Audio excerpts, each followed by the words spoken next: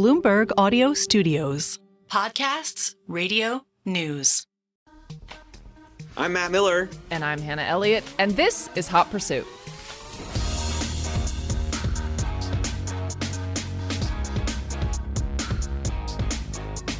And I guess it's already like a holiday edition, too, because I'm in Valencia, in Spain.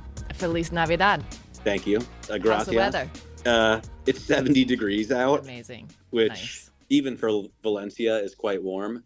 But you're not knocked off on holiday yet. When do you go? After Friday, I'm out. We're going to take a journey with the dog over the river and through the woods to grandmother's house. We go. Our little pup's first car ride, like long journey, and I'm very excited. She's very excited. How long is the drive? Well, the drive's from LA to Denver, so it's about 1,000 miles. You could do it in a day, but I think we're going to break it up and stop somewhere around Grand Junction. Nice. Way. So yeah, that'll be fun. I'm very jealous of that. I love a long drive. Well, I'll keep you posted. We're checking the weather is the one thing to really be careful of, because it can really catch you out. And I actually grew up in Oregon, driving over the Cascades a lot in the winter. So I am aware that if you're not prepared, it can really catch you out. Is there a specific route that you're going to take? What's the route you take? I haven't even got that far into planning. So there's nothing. So there's not like a known. I'm sure there is a known route. I've never done this drive before. We've never done it. So I'll have to get back to you on that. I get it. No, I mean, I always think of Ohio, New York, because I grew up in Columbus and I live in New York, and so also we've always had a place in New York and Ohio. So my whole life, I've probably averaged like 2 or 3 round trips a year. So, if I ask somebody, are you going to go 80 or 76, then they know what I'm talking about. Yes. We need to discuss this mustache that has mysteriously appeared when you cross international waters. The minute you get out of the country, are you even coming back? I am coming back, and I probably won't have this kind of mustache when I go back on TV for Bloomberg. But, it's everyone always questions why I have this. What if I just want to have a mustache? Yeah. And also, I feel like it's your international persona.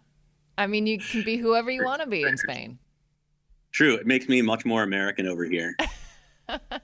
Also, I feel like you'd really fit in with law enforcement and first responder teams. Exactly.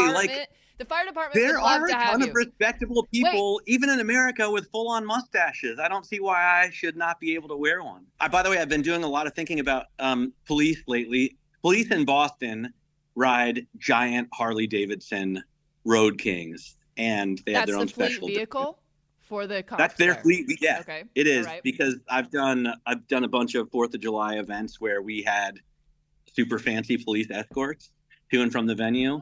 And these guys all have big fat mustaches like this, and they control those bikes as if it were second nature. And they're 850 or 900-pound motorcycles. That is a lot.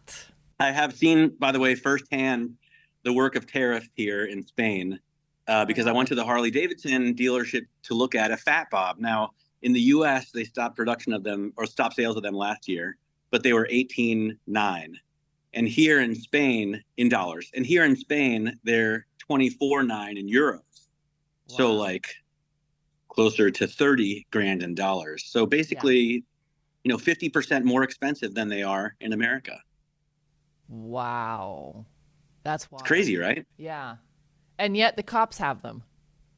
They must be getting some fleet deal. I'm sure they get a fleet deal in the U.S. Yeah. Buy in bulk. It's not a great time for Harley in terms of sales either. So probably fewer and fewer police departments are buying them, but definitely in Boston they are. Okay, this is good info. Great to know. I also saw some BYD cars here. So Chinese electric cars. Oh, wow. How did they look? They looked fine. I mean, they looked no worse than the typical sort of Toyota or Honda. Oh my goodness. We have to talk about Honda as well. Yeah. Honda and Nissan getting together as the third largest car maker, not definite yet, but it does seem like it's going to happen. Right. Just shows the danger of Chinese competition like BYD. They can't compete anymore in the world's largest car market, and they're going to have to. I mean, how long have those two been standalone brands? And I guess Nissan was part of Renault, but it's been decades and decades and decades. Yeah, so this is the news that Honda and Nissan are exploring a merger that would create a real singular rival to Toyota in Japan and would better position the company to face challenges from the world and also from Tesla. And I think this news has really, from what I'm reading and hearing, has caused shares in Nissan at least to surge. Yeah, absolutely soar. The biggest jump ever on Wednesday. I mean, yeah, again, like I don't think the influence of China in 2025 and beyond can be overstated. And this is another example of. Yeah. Agreed, 100%. Yeah. Because even though, I cover U.S. markets as my day job. And in terms of markets, the influence of China has waned substantially. But in terms of the car industry, it is still the world's biggest car market and growing at a faster pace. Yeah, the only difference is that now it's realized it doesn't need the European and American automakers. It can actually source its own car market and will lean on the scales if it needs to make sure that happens. Exactly. And it's a huge threat. So, wow. I mean, it's not like Nissan was doing very well anyway. They make about the same amount of cars as Honda, and yet Honda has a market cap 4 times larger than Nissan. So a real discount had been applied, but did you actually get inside any of these BYD cars that you've seen? Because I'm so curious about. Everyone says the fit and finish and the fabrication is really good quality, which is the whole point. It's not that old idea of what it means to be made in China. It's actually very well made. True. I haven't gotten inside of any of them yet. So far, I've just seen them, parked in the garage under the Central Market, but. Can you please? But I've watched the breakdown videos of them, and they look pretty fantastic. I've heard from some analysts like Nick Colas over at DataTrek. He did a trip to check out the BYD cars. He said they're plasticky, but they're still decent competitors, especially at that price point. And guess what? So are all other cars at that price point plasticky. Even good cars are plasticky. Yeah, you know what? And that's so interesting because Cox Automotive has their annual recap call and then forecasting for 2025. And basically, I mean, one of the takeaways was that affordability sells in the market today, period. And, of course, we've got high interest rates and high prices that are affecting retail purchases, and things are more expensive than ever. So affordability sells. That was kind of their point. I agree 100%. Which is kind of like a duh, but apparently more than ever going into 2025. Well, Bloomberg News, you may have seen a few weeks ago, did a great story about how the high price of new cars is driving even wealthy people to abandon the new car market and look at used cars. We interviewed, I think, a doctor in West Palm Beach who was like, I used to buy a new Mercedes or lease a new Mercedes every 2 years. And now the price has doubled. So I'm going to look at the used market. It's the prices really that are the big problem. They've just pushed so many people out. And once you're not going to spend the money on something that the heart wants, once you start thinking about something that, you need or the wallet has to, then you no longer care about paying a mid-range price. So it's either you get something that you really want, you spend for it, or you say, no, I'll pay $11,000 and buy a BYD electric car for my stupid commute. Right. Yeah. Completely. Another interesting thing that Cox shared to that point was that subcompact SUVs and compact cars had the largest market shares in 2024, and mid-size SUVs and full-size pickups had the biggest loss. Again, to your point, like people are they're gravitating smaller and they're gravitating toward affordability. For sure. Really in America, a full-size pickup is a luxury vehicle now. Completely.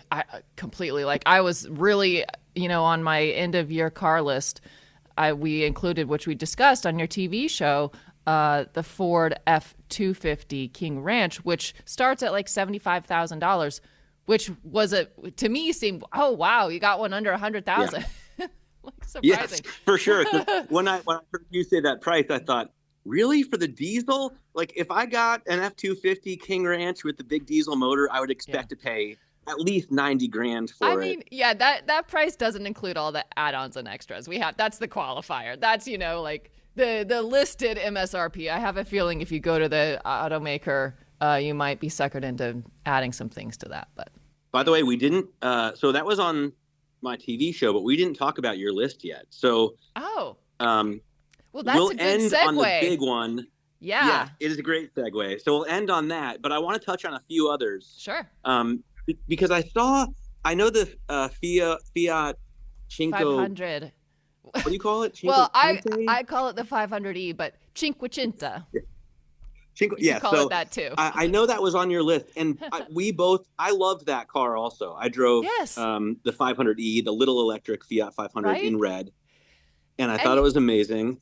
That goes to your point of if you're not going to have a huge expensive something, just go the opposite direction and get like the most affordable thing. Yeah. Well, to me, even that's a little bit luxurious because it was over 30 grand, right? Yes. Yeah, I think 35 was around starting. For a compact electric car, I mean, that seems a little much. If I'm trying to save money, I'm looking for something used at like 20, right? Sure. But I think it is deserving of a sort of a slightly luxurious, or let's say premium, price, because the design is beautiful. The paint was so nice. The interior is nicely laid out. It was fun to drive. It's zippy. To me, that little car fell into the category of it's something that feels special. And this is an aspect of luxury that has nothing to do with price and everything to do with how it makes you feel and the story behind it. And to me, with this Italian heritage behind it and just the attention to detail, like you said, like it did look extremely sharp in the liveries that they're offering. It just feels special. It has nothing to do with the price necessarily, although, $36,000 is not nothing. Well, so that's the thing. It is. I thought the price tag was, to me, that's a lot of money, right? Because I could be getting 2 great motorcycles for that. But then I saw a story in Axios that says a Fiat dealership in Colorado is offering a 2024 Fiat 500e for $0 per month and no down payment. What's the catch? That's what I'm looking for. You get 10,000 miles a year. I'm reading the Axios story. 10,000 miles a year for free. You have to pay taxes totaling $1,300 plus registration fees of $395. You have to pay a disposition fee at the end of the lease, of the 27-month lease. I don't know what it is, but I think the idea is they just want the credits. Interesting. They just want the sort of EPA credits. Yeah. Wow. So I guess at the end you pay, the disposition fee is fairly substantial. It's like $17,000. Okay. But still, for 27 months and nothing up front. Like if you want a car now and you only have let's say $1,595 in cash, you can pay nothing for the next 2 years and 3 months. This is in Colorado? Yeah. Okay. All right, let's get to the big kahuna, your car of the year. Car of the year. Anyone who's really followed along won't be surprised. It's the 12-cylinder Ferrari, the Ferrari 12 Cilindri. I still am probably going to get killed for saying it like that, but I think Americans are safe just calling it the 12-cylinder, right? If you walk into your Ferrari dealer and they know you and you know them and you're there to pick up, you say, "Hey, I'm here to pick up my 12-cylinder," right? Also, but also there are multiple 12-cylinder Ferraris, so it is a little confusing. I mean, admittedly so. And I do think Ferrari laughs. I think this is their inside joke of, if you can't speak the language, then maybe you shouldn't buy the car. I might have, this feels very wink and a nod. But at any rate, I love this car so much because it's unusual and it has a point of view and a personality in a sea of appliances. Yes, it's expensive. It's $459,000 starting. It's a naturally aspirated V12. It looks kind of like a Ferrari Daytona at the front. It's got some interesting elements in the rear, like just almost, I don't want to call it a hatchback, but it kind of looks like a Ferrari FF, which I know we all love, underrated. I just like it. It's weird. The interior is very similar and just like the Ferrari Roma, another Ferrari that I love. It's got a good combination of screens and actual buttons and knobs. Of course, it drives beautifully. It's so fast. 0 to 62 is 2.9 seconds. I just love it. It's got a personality. It's cool. And I think it's going to age really beautifully, too. So I don't think you're wrong. I definitely agree with you. I think there's some weirdness about it. It's weird. Yeah. Which is cool because let's face it, if you just want beautiful, elegant, Pininfarina penned Ferrari 12-cylinder, there are many out there to choose from. They've already done that. They have to push the boundaries a little bit because, I can go buy a 550 Maranello if I want a gated shifter. If I want a new one, I can get an 812 Superfast if I have the money, obviously. Completely. And if you have all those, you want something that looks a little bit different. Yes. And it's different, but same. It's very similar. It's in the same zone as what you want. Ferrari. When you look at it, you know it's a Ferrari, but you also know, it's that Ferrari. Like, it's that one. It's obviously a Ferrari, but it's also a very specific Ferrari.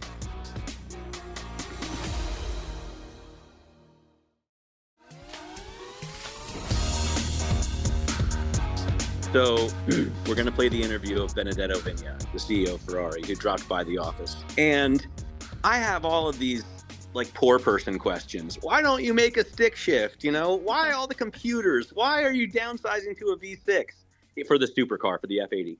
And what I realized when I spoke with him is something that's obvious and that shows up in the comments every time.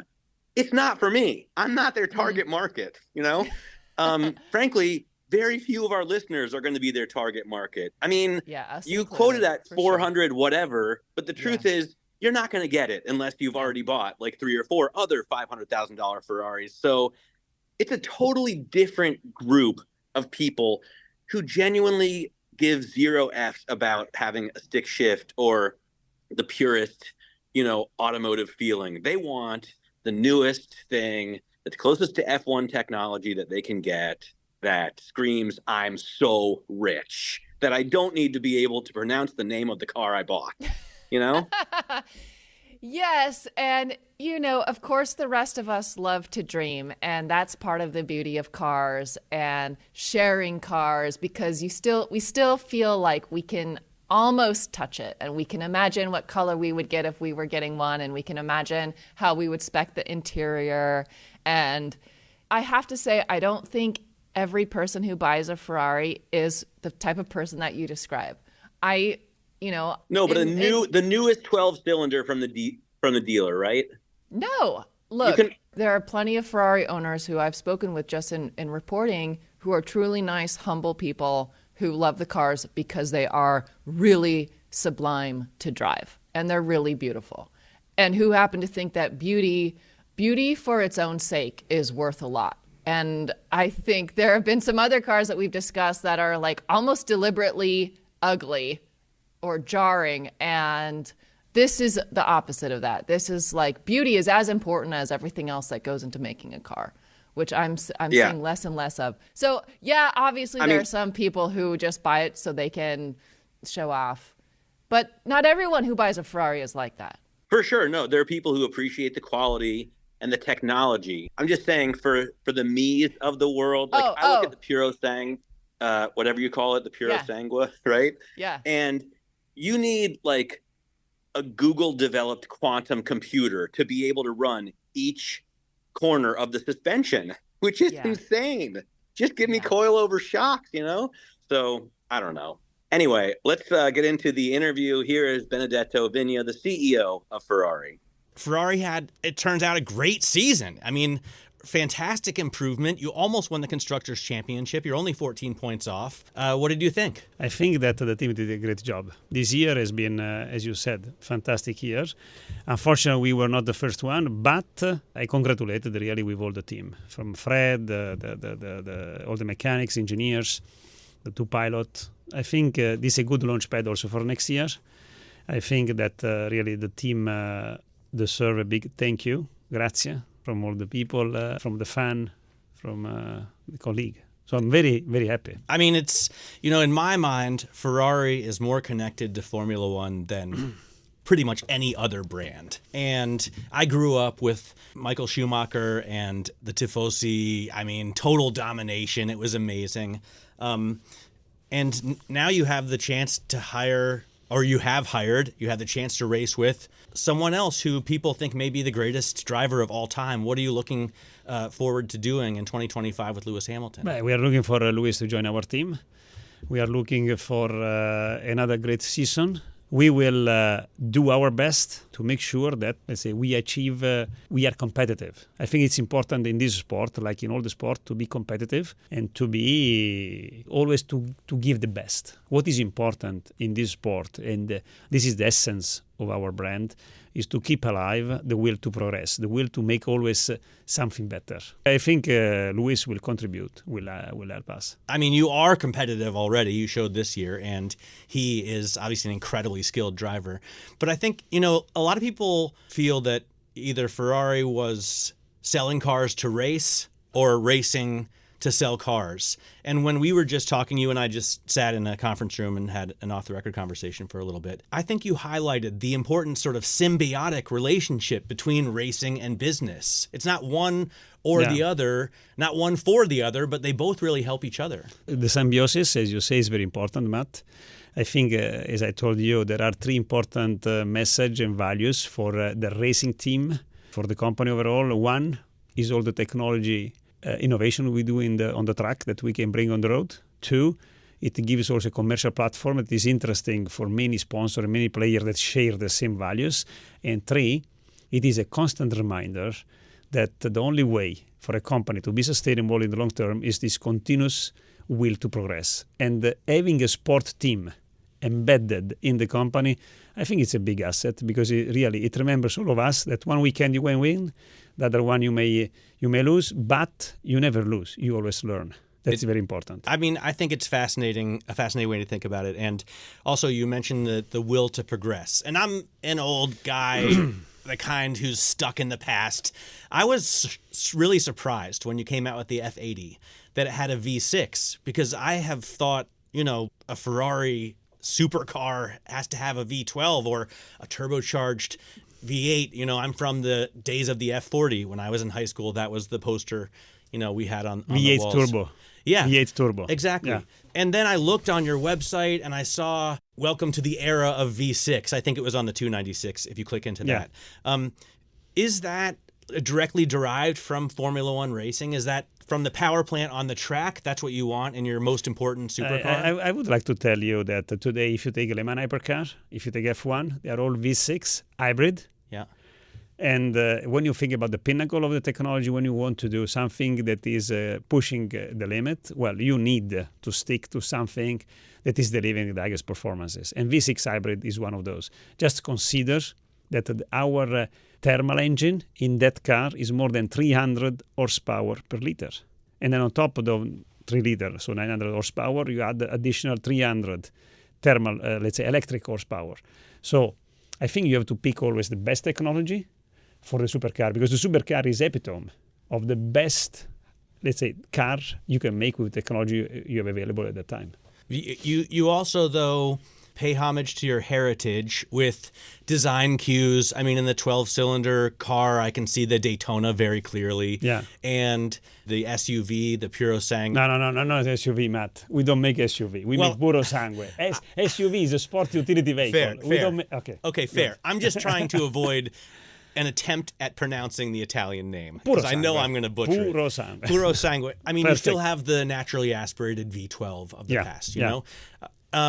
Is it tough to, on the one hand, always be reaching forward, with technology and progress, and on the other hand, you have to pay homage to such an iconic past. That's the beauty of Ferrari. Yeah. That's the beauty of a luxury company as Ferrari that is putting together the past and the future, that is putting together the technology for the sake of delivering unique emotion to our client. Because when you have the opportunity to work for a company as Ferrari, everyone from first to last can put together the two dimensions, the past and the future. I like to say in this way, we all have two eyes. Okay, with one eye we look at the past, with one eye we look at the future, and then we have the brain that is putting them together. That's what we do. Everyone in Ferrari is doing it this way. It's not good when you look only to the past. It's not good only when you look, let's say, only to the future. You have to look at both dimensions and put them together, and that's what we do. I always wonder, and I'm sure everyone asks you. I know Hannah has said she asked already. Are we ever going to see a manual transmission in a Ferrari again? Because I had the opportunity to drive a listener's car. He has a 355 and with the gated shifter. 97. It was, I mean, like goosebumps. I had the hair standing up on the back of my neck. And just, I wasn't perfect at doing my shifts, but I thought if I had this car, I would spend every day practicing. Like, it's such an amazing feeling, the sound. Yeah. And of course, it's not the fastest sports car in the world. It's probably no longer the best handling sports car, but it was just the involvement and the gratification that I got from hitting it right was an amazing experience. Do we ever get that again? Look, one point that we do in Ferrari, we never disclose what's going to be the future. Okay. It's part of the desirability. It's part of the secrecy we keep. But I can tell you that in Ferrari, we did in the past, we are doing, and what we will do in the future is always to start from the driver.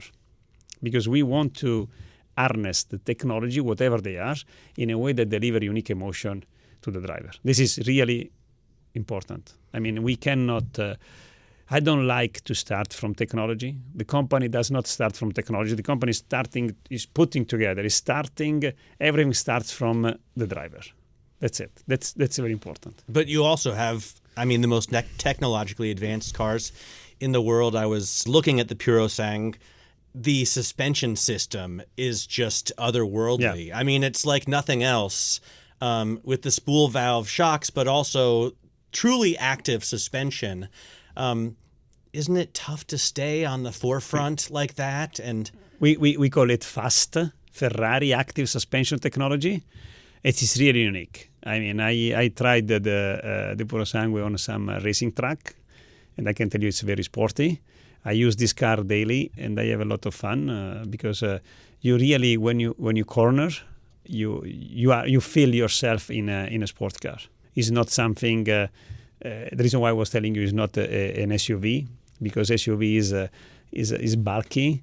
It's not at all sporty, and you feel the weight. Well, in our Purosangue, despite the fact that the weight is 2.1 ton, you don't feel at all the weight, because with this electromechanical component, the FAST, Ferrari Active Suspension Technology, you don't feel the weight. It is very light. I can imagine, but I wonder about the difficulties of maintaining that kind. And I know maintaining a Ferrari has never been a terribly inexpensive endeavor, but how many microchips are in each corner of the suspension? And then you've got the passenger screen from which he or she can control most of the car, obviously not the driving, but it just seemed like a lot of tech packed in one car. There is a lot of tech, you're right. There are a lot of microchips. The Ferrari, the FAST, let's say, are full of electric component, mechanical component. There is a lot of software behind. There are chips, there are sensors, there are microcontrollers, there are power component. But let's say they are all blended in a way to make sure that the car is cornering in the right way. You don't feel the weight. And I would like to say the following. There are many different kinds of software in a car. I like to say there are 4 classes of software. There is the basic software, like the software you need to race up and down the window. There is the vehicle dynamic software. There is the HMI software, and there is autonomous drive software. Well, autonomous drive, we don't care too much, apart from the one that are demanded by the regulation. HMI for us is a mirroring of what is already on mobile phone or whatever on the screen. So we invest and we develop software for vehicle dynamics, because that's where the people can feel better and can have the Ferrari experience.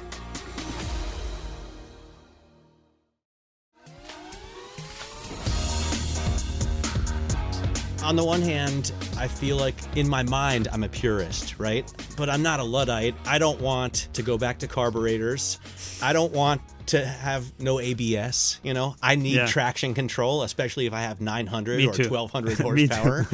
But in a sense, you have to become somewhat of a technology company then, right? And I mean, it makes sense. You come from ST Micro, but do you have to hire coders at Ferrari? Do you need to develop your own software in-house, or how does that work? When I came in the company in Ferrari 3 years ago, I had the opportunity to talk with a lot of engineers with a different background, aerodynamic, mechanical, electronic, digital software.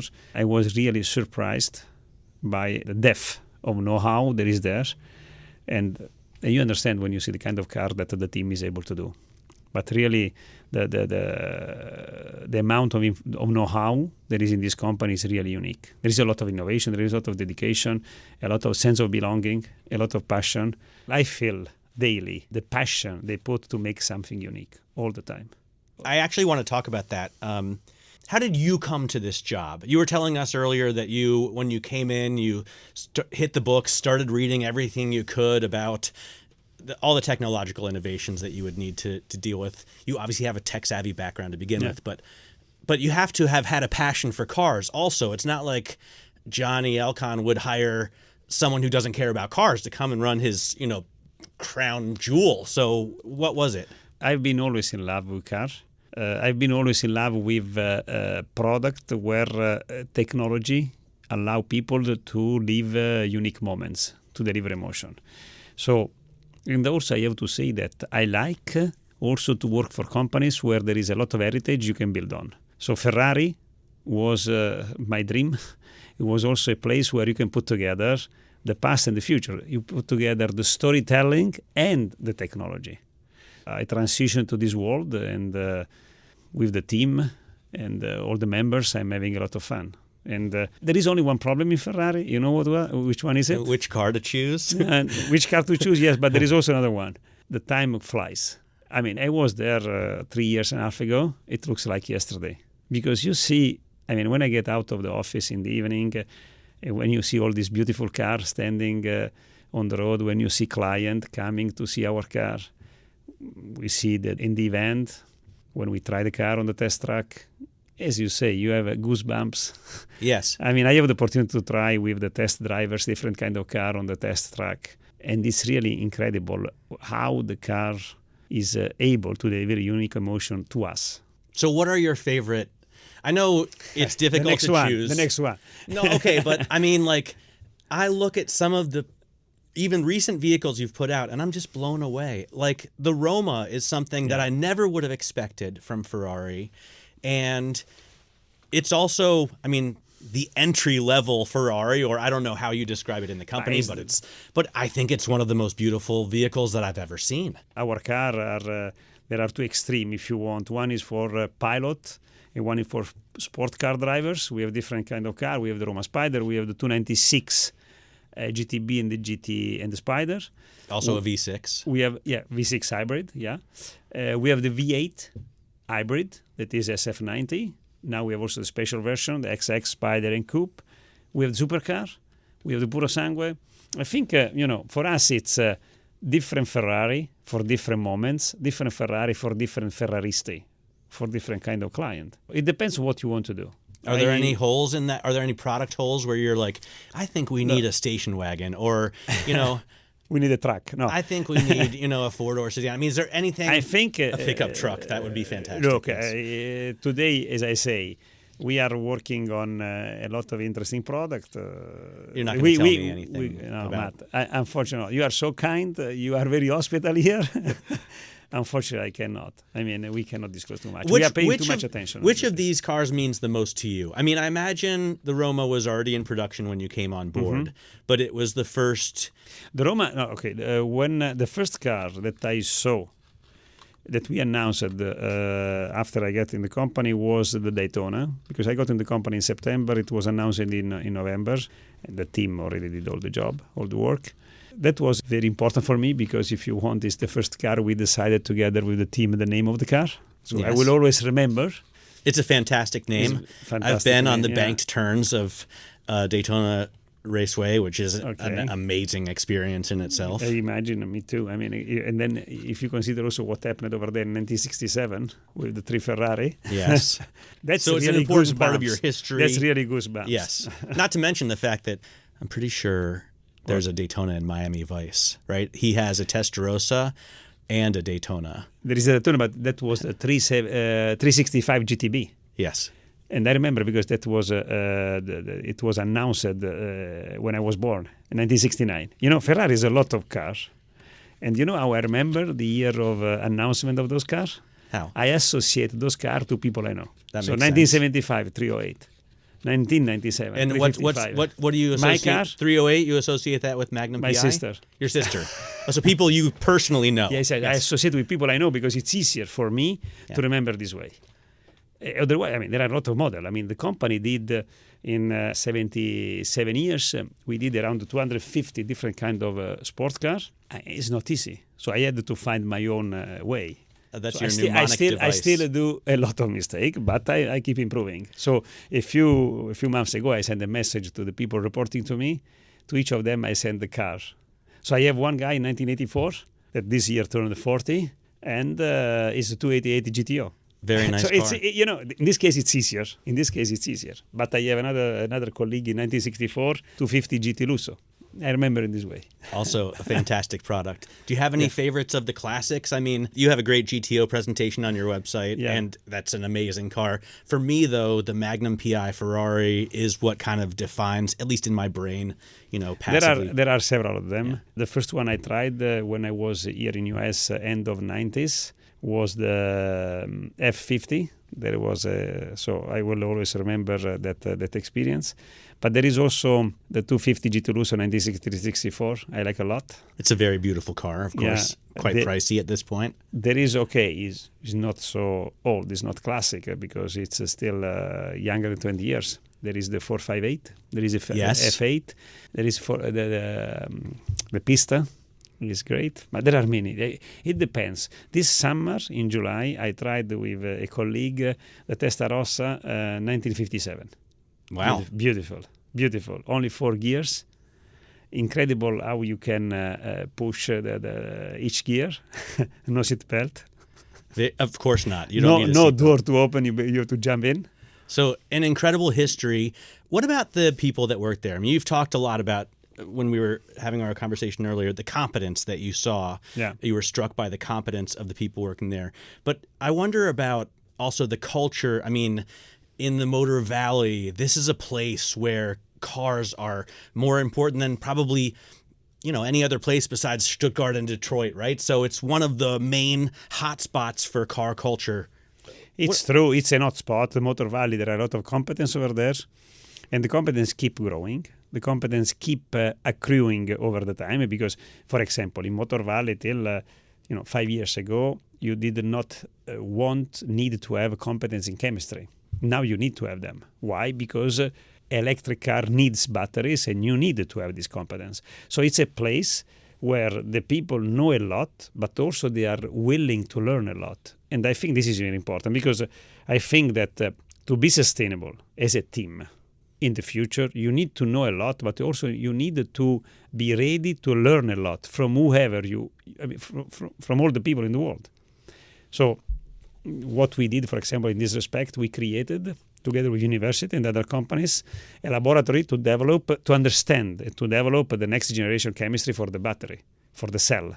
So that's very important because we as a company, we will keep doing the thermal cars, natural aspirated, we'll do the hybrid car, and we will do also electric car. I'm glad you brought that up. I almost forgot about it because I really couldn't care much less about EVs, but you're still going to go ahead with it. You just told us earlier you're still looking at releasing it, the fourth quarter of 2025. Even though other supercar makers haven't fared so well with EVs, the market seems soft. Look, I don't comment about others because each one has its own strategy. But can you develop a passionate EV? I think that this is it's a big opportunity for us because it's a challenge. We like to take the challenge because the only way for us to push the limit further is to take challenge and to master a unique way. Today, the interpretation we are giving to our electric car is a Ferrari interpretation. So we believe in the possibility to use this technology to deliver unique emotion.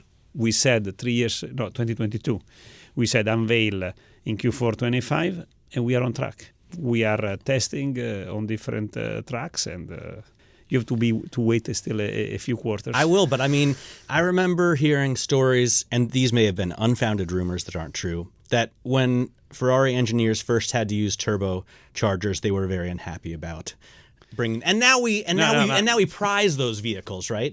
But I wonder, can you do that again with EVs? I mean, do your engineers think that it's capable of having a soul, an EV? Matt, I think that think about what's happening in the world in general, about mankind. There are two things that scare people. One, the fear of the new, and two, the fear of the different, of the diverse.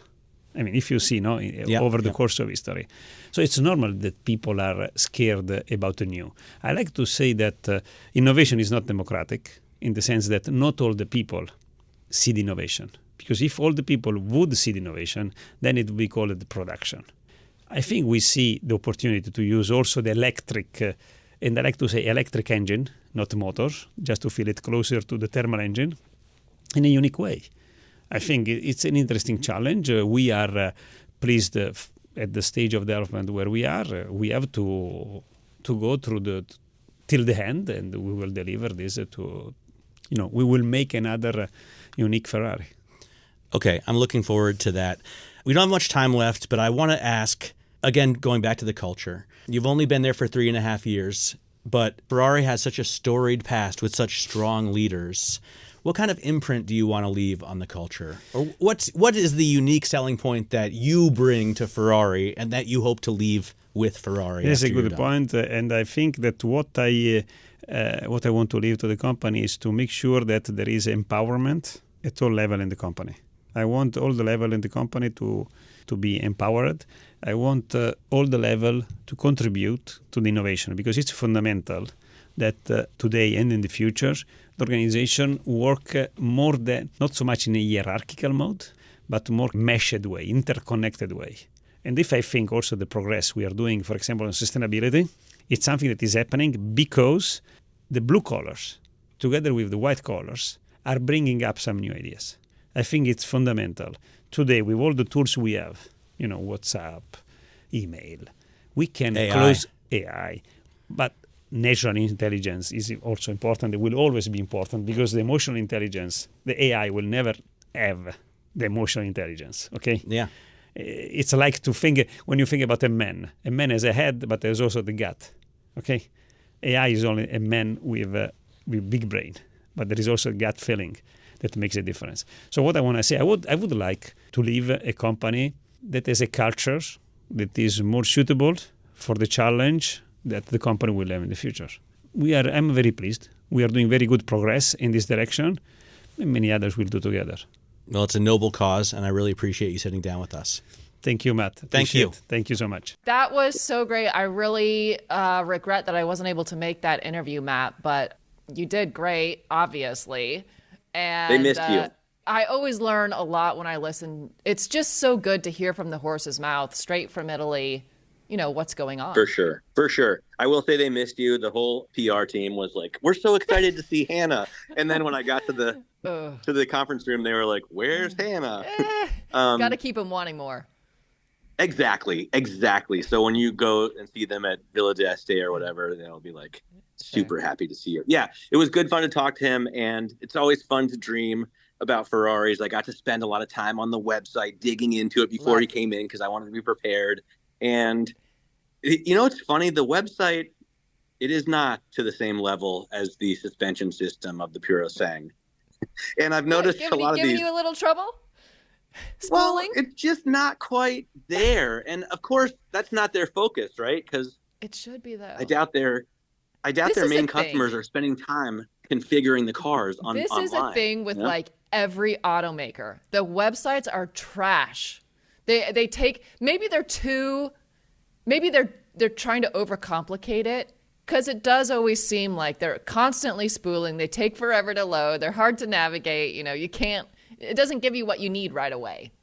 This seems to be kind of a thing with automakers. They're not quite as good as they could be. Even like Porsche probably has one of the most detailed, user-friendly configurators, and one of the deepest, right? Because you can see so many of the components that you put on the car, but it's just not quite there. You break off from the regular website into like a child window, and I mean, Ducati has always had problems. I'm just thinking of the ones I hit up a lot.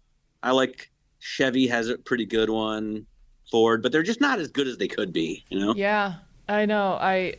It's tough when you're a journalist and you're trying to sort of find information, and that's when I just start emailing PRs. Because half the time, too, what the PR tells me is different than what's on the website, and sometimes they're not aware that they're sending conflicting messages. So, all right, I've got to head to a dinner, and you've got your trip to get ready for. So. I was gonna ask if you've had any amazing meals yet, or has every meal been amazing? I had a truly amazing meal. Like, I'm talking Michelin level at a place called Hamon. So like their version of Ferrari La Ferrari. Sure. Right here in the old city of Valencia. If you come here, I highly recommend checking out this restaurant. Like, it's a great couples night for two. Oh, I love that. I mean, amazing. I had the foie, which was insane, and the huevos rotos, which is a very simple dish, but they made it like at a culinary height that I wouldn't have expected. So, yeah. Amazing. All right. Cool. Well, listen, you have a great trip, and say hi to Magnus and Willow. And wait, is there a new one? Another puppy? Oh, no, and the puppy, the new one. There's no new one yet, but you never know. One of these days. Okay. I keep expecting that.